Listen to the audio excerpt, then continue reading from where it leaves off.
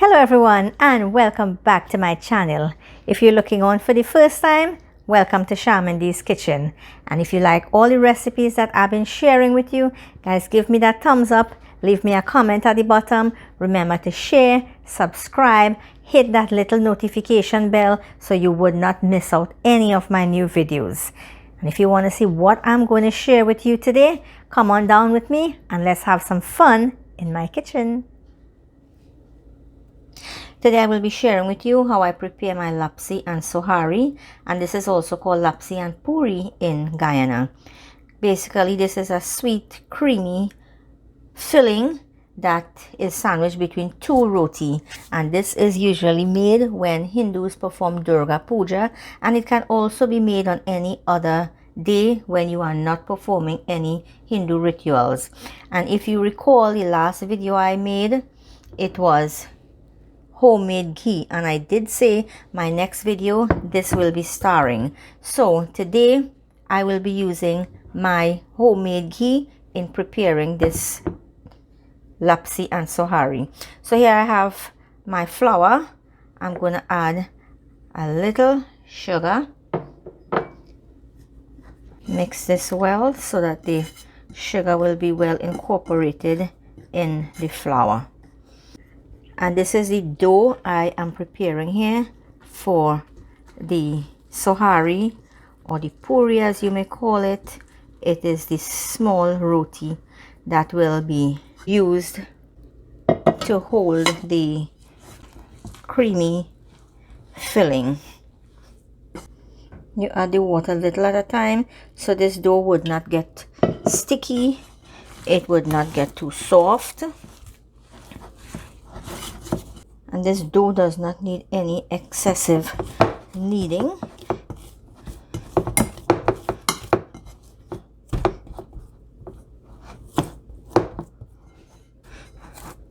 So this is the softness you need your dough to be.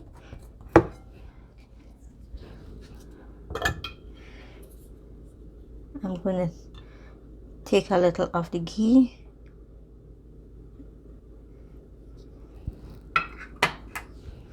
and just press it in there lightly.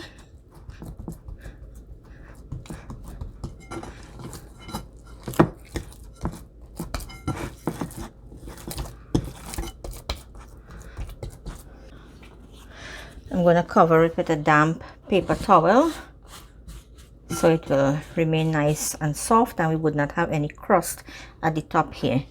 So I'm going to set this aside. I'm going to start preparing the mixture for the lapsi, or the sweet filling, and these are the ingredients that I will be using, and the measurement for these ingredients will be listed in the description box at the bottom. I have here some all-purpose flour, whole milk, evaporated milk, water, white sugar, some vanilla extract, and the vanilla extract is optional since it is an alcohol-based flavoring. If you are going to prepare this for any religious function, I suggest that you do not use the vanilla flavor. Here I have some condensed milk, clove, cardamom powder or elaichi, and some washed raisins. So let's put this together and start. I'm going to add my water first.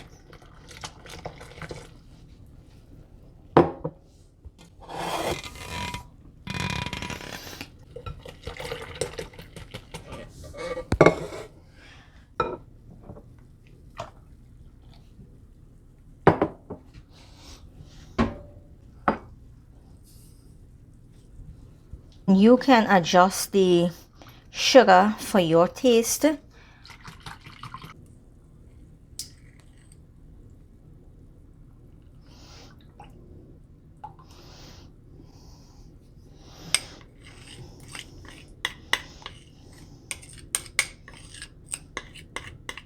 And with the condensed milk in here and the vanilla extract, it gives a taste like vanilla ice cream.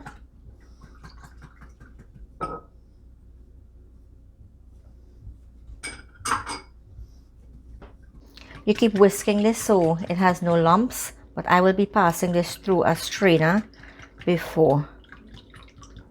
And if you are preparing this for any religious functions, you should not be tasting this ahead of time.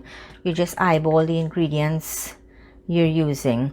But if you check out the list of ingredients and the measurement that I have, you can double that amount, you can triple it, and you will be fine. Let's start cooking this now. So here I have my pot heating up, and this is my sweet rice pot I'm using today, and featuring my homemade ghee.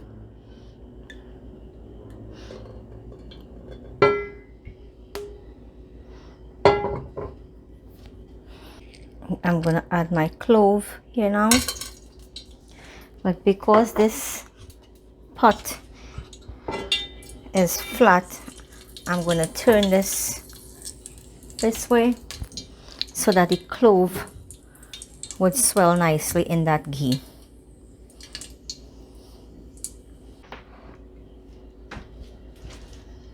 In goes the mixture.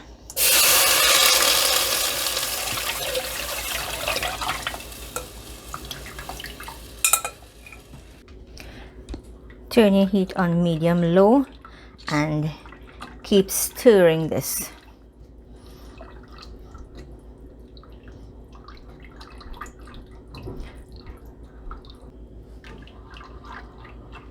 You need to keep stirring this because you do not want that flour to start turning into little lumps or sticking at the bottom.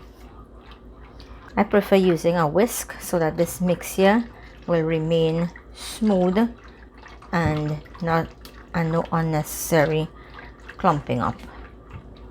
You can use a spoon if you want, but remember you need to keep constantly turning this. You do not leave this unattended. You do not want to be multitasking while you're doing this, or else you may come back to a burnt lapsi, or this will turn into lumps. And for this mixture you can also add some ginger. That is optional as well. And as you keep turning, you would feel it starts thickening up, but you remember you want this flour to be properly well cooked.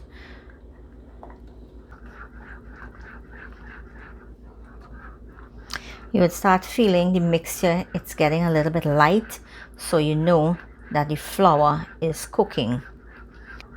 After you keep stirring this for a couple of minutes, you would see the bubbles coming up there. The flour is cooking there nicely. It will start thickening up very soon. And like I said, you do not want to leave this unattended, especially when it starts thickening.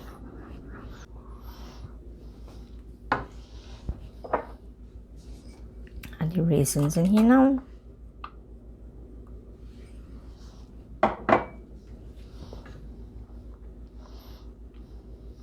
This is all cooked here nicely now. I see bubbles on the ends of the pot. I'm going to take it down like this because when it cools down, it will get thicker.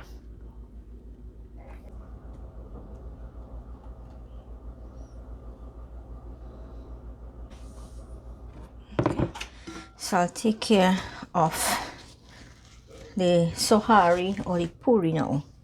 I'm going to make these into small loya like these, very small.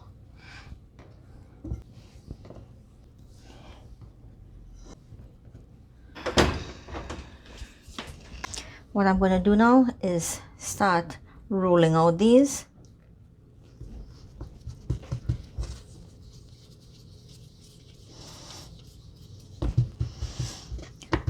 And you want to roll out these very thin.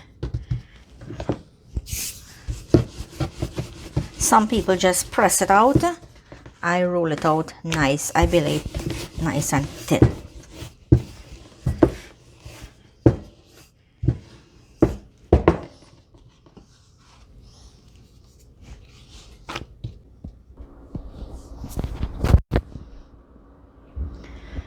I roll out here one set, and I'm going to start frying these. I do not want to roll out all at once because I do not want them start sticking on the countertop there. And in goes my homemade ghee.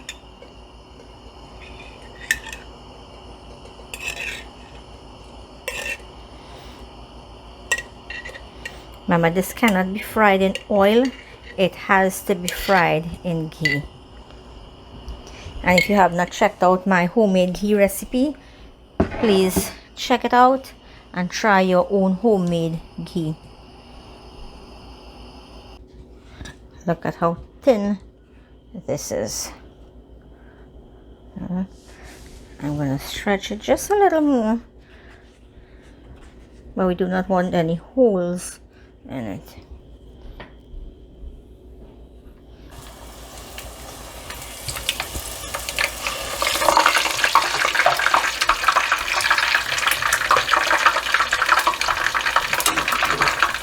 And this is done. And what I do when it's done frying, I would take a paper towel and pat it.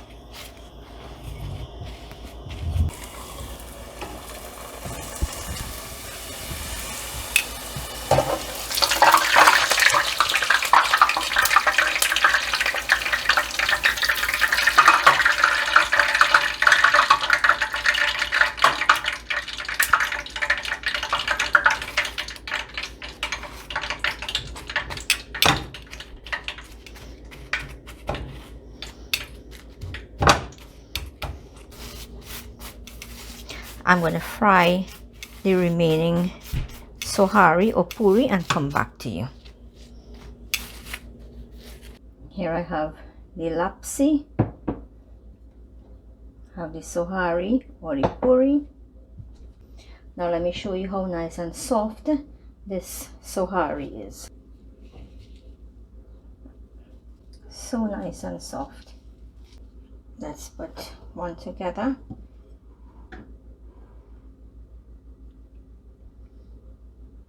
And it's still cooling down. You can wrap this just like that and enjoy. And there you have it, guys, my Lapsi and Suhari or Lapsi and Puri. If you like this video, remember to give me that thumbs up, leave me a comment at the bottom, remember to share, subscribe. Thank you for watching and see you in my next video.